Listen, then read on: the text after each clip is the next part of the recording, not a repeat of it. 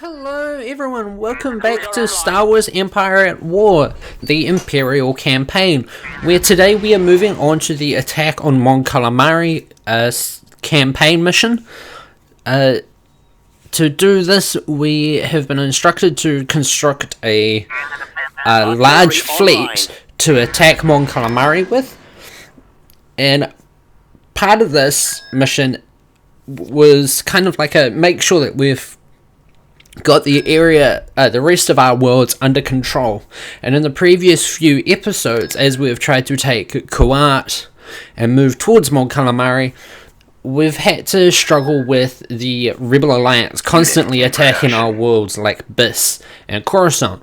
So what I did before recording this episode is I went away and I took control of Corellia away from the Rebel Alliance, so we now have that world under our control. I also took Bespin. We've got Bespin under our control, and the other world that I attacked was Eridu. Now, I haven't taken control of Eridu constructing unit simply because it's got a uplink station on it. So what I figured is we'll put a fleet up in orbit around it so that they can't move their troops around nearly as effectively, and it will kind of help secure the rest of our territory. Now, before we attack Mon Calamari, we'll be going to Kessel and securing Kessel, because it's the last world between Mon Calamari and Kuat, where our massive fleet here, containing 85 population points worth of starships, is currently residing. So in just a moment, we're going to send the fleet to Kessel to launch their attack.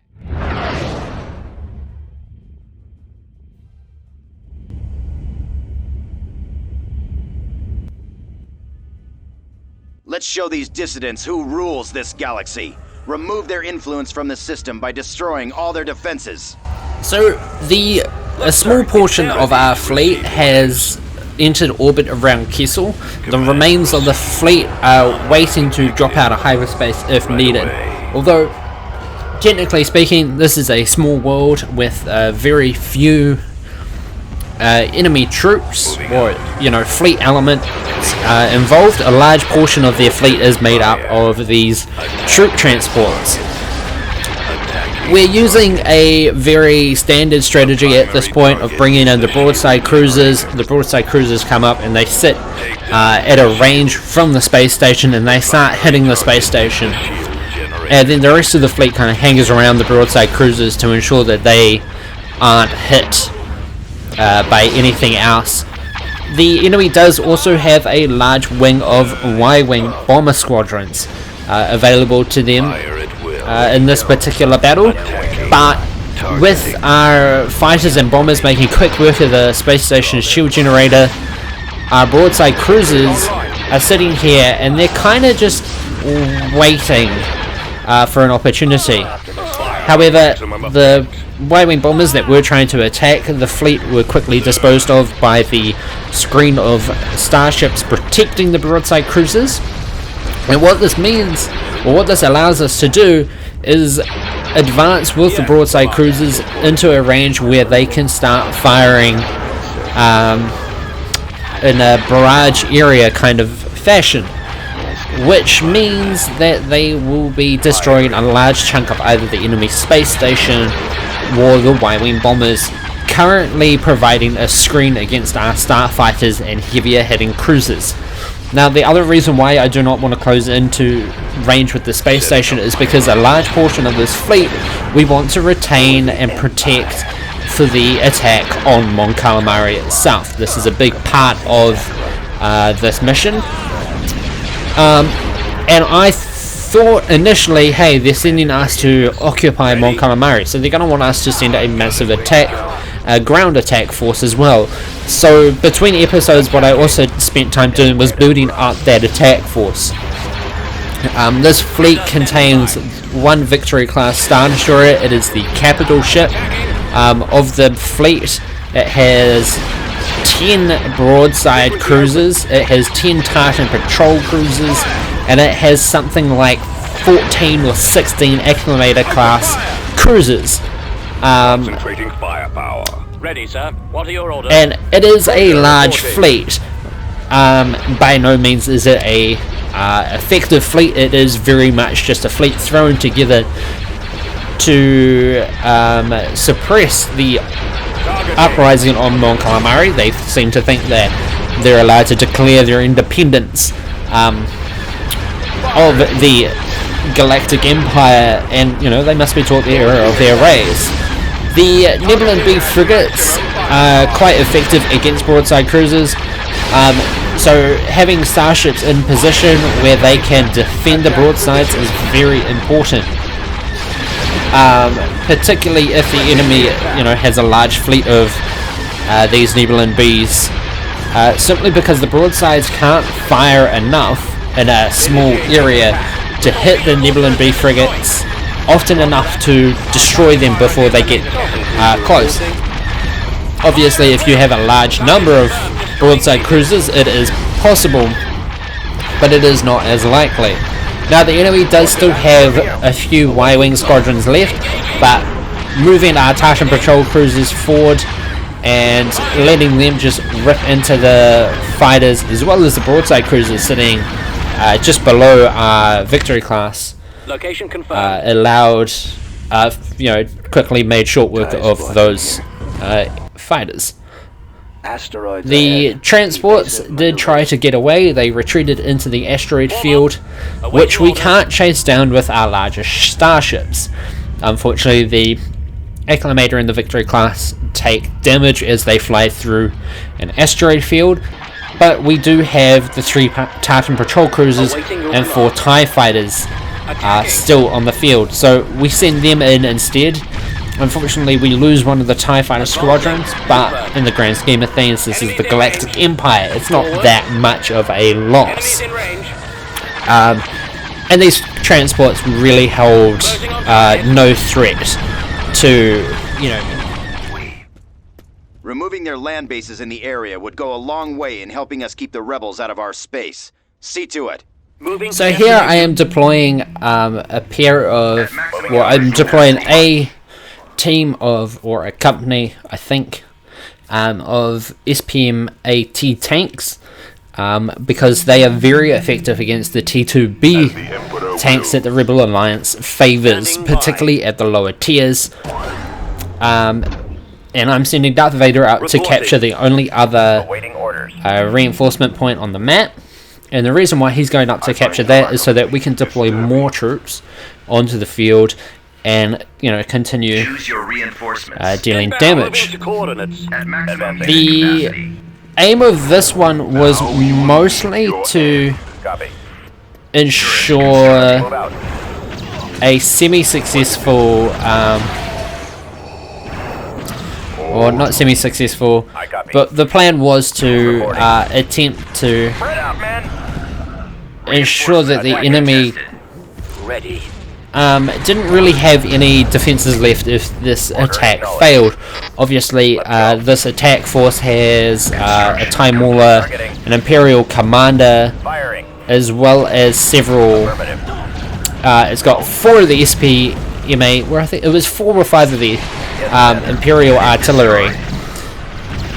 But the key thing that really needs to be managed here is ensuring that the T2B tanks can't get within range of the SPMATs, because the SPMATs are only effective at range, and they're more effective at a longer range.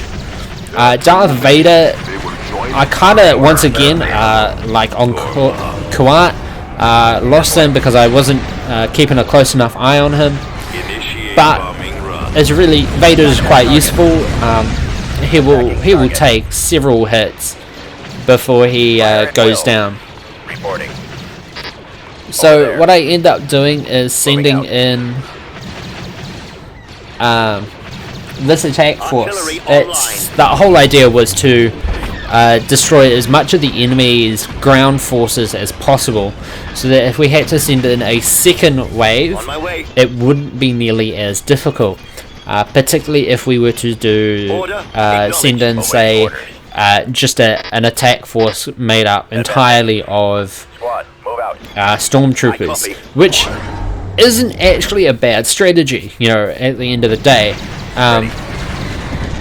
Like, Attacking. get a large enough group of stormtroopers, as I've probably proven in several episodes, and T2B tanks they just can't handle it, you know. And until you start getting threatened by things like the T4B, is it the T4Bs? I think it is the T4B tanks, which are the heavier siblings of the T2Bs, and they've got treads versus their like actual, they're like what we would consider traditional tanks versus tracked tanks. Moving out. Heading. Imperial, like a large group of Imperial troopers, will rip through almost anything except for you know, the rebels' artillery. Right away, sir. I did a little bit of a cutaway here just because a lot of it was just me sitting around, going around building up defenses around Kessel. This way. Over there. And here the enemy has got a anti-vehicle turret. So I decided, hey, we're going to detonate one of our Roger that. TIE Maulers, because TIE Maulers can self-destruct, which is quite a useful ability. One of the other strategies that I would like to try at some point is just building an army of TIE Maulers and rolling out with TIE Maulers. You know, nothing but TIE Maulers, just all over the place. Although it is only really effective against a Squad, advance. it's only really effective against infantry dominant attack or a defense force. Reporting in. But here you can see I'm building some anti-vehicle turrets just to defend the main section of any bases that we decide to put on Kessel. Although theoretically speaking, if any more planets within the galaxy are revealed, what we'd want to do is have worlds around Kessel being strong points versus trying to defend Kessel, which only has 2 station tech levels and also only has 2 base structure slots. Now I don't know why those walls detonated, but they did. And part of me, the reason why I've come up to this section is because part of me thought that there were like a couple of prisons up in this area. Let's move out. It may be like a I copy. forces of corruption's only Kessel map kind of thing. But here we are, rebels defeated on Kessel. Now, with them defeated, we did suffer quite a few losses. So I go here and I start building up the rest of our, resupplying the attack force that attacked Kessel.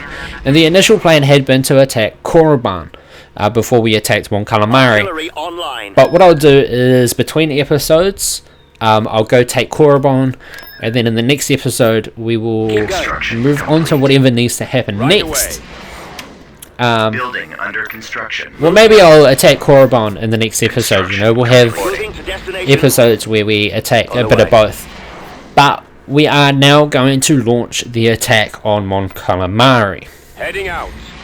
This world is now under the control of the Empire. You will submit to the will of the Emperor. So the fleet has appeared over Mon Calamari, and Form up. Heading out. to be honest, when I launched this attack, I was not expecting any of the ships to survive. Gunship reporting. Simply because it said build a large fleet. It didn't say build a strong fleet, it just said build a large fleet. So Incoming. this fleet is, as I mentioned before, made up mostly of acclimators, with a large portion of Tartan 4s and broadside cruisers. The idea being that we can just continue dropping acclimators into the field of battle, and you know, as long as we keep dropping the acclimators into the field, we don't really have to worry too much about you know, the enemy defeating us very quickly. Now, the part of the initial plan was to just do whatever I could to destroy the enemy's space station. You know, that's the key to the battle. Destroy the enemy space station. As always, they can no longer deploy Y-wings or X-Wings, particularly if you destroy their hangar bay. Now, destroying the entire station, however, stops them from being able to call in their Corellian corvettes and their Nebulon B frigates, which I think this Tech Level 4 space station gets. It has been a while since I've played as the Rebel Alliance, but a lot of this battle is spent just bringing in Tartan patrol cruisers, sorry, not Tartan patrol cruisers, but broadside cruisers and acclimators to defeat the various... Reporting. All hands, multiple Mon Calamari capital ships have entered the area. Engage immediately.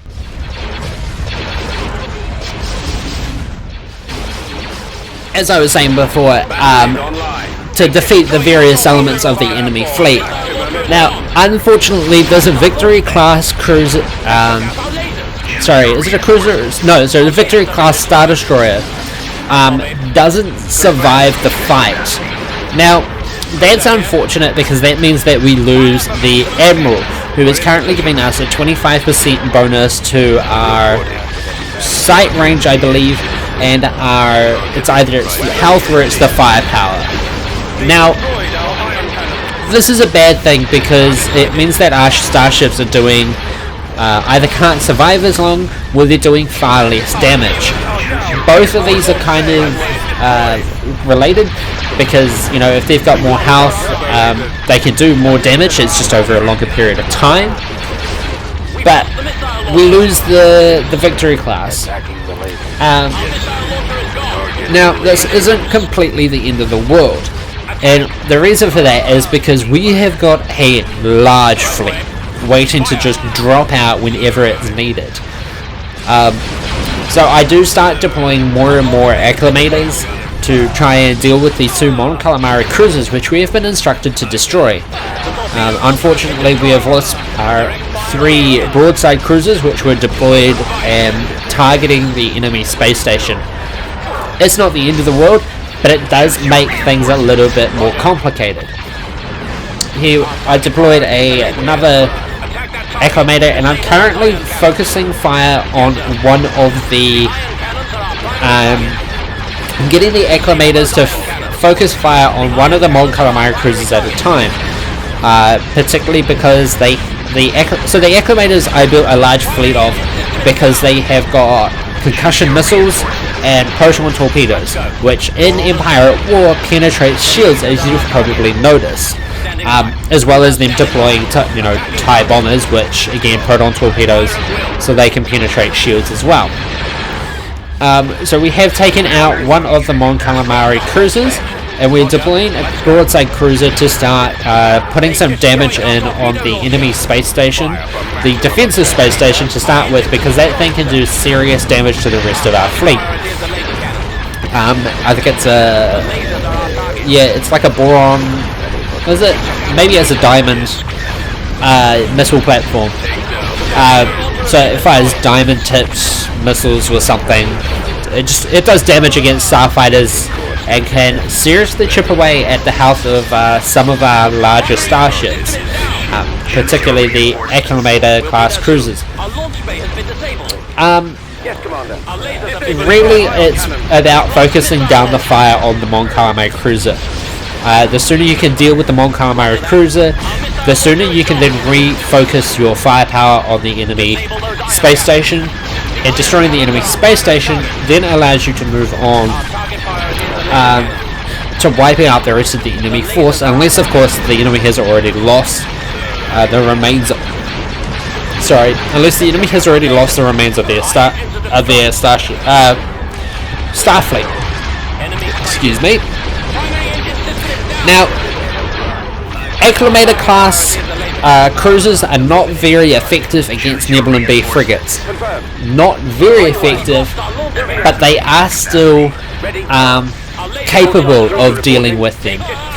So really, the Acclimators are there just acting really more as kind of bait, trying to get them to shoot at the get the Nebulon Bs to shoot at the Acclimators instead of at the broadside cruisers. because the broadside cruisers are squishy. They are not quite glass cannons, but they are very, very squishy. We'll be there soon. It does not take a lot to destroy them. What would be really interesting to see though is to see between the broadside cruiser and the marauder, which would win in a fight, you know, like in a straight up gunfight. I have a feeling that it would be it would be a fairly even match, and it would be all up to RNG, you know, the random number generator, in terms of like how the missiles are spread out and everything in the particular case. But here we are kind of making use of the acclimators, slightly heavier armor, and the broadside cruisers. They're coming in and they're just, their job is to essentially just fire their missiles when they can, and to do as much damage as they possibly can. As you can see, some of the broadside cruisers are deciding actually no, that Nebulon B frigate, which is already on low health, needs to go first, which is a fair thing to do. These acclimators, they do take a serious amount of damage, unfortunately, but at the end of the day, the enemy doesn't have much of a fleet left, and so it doesn't take long for them to fall. As you can see, they are currently retreating. Getting an interdict cruiser would really help with this, but unfortunately we cannot.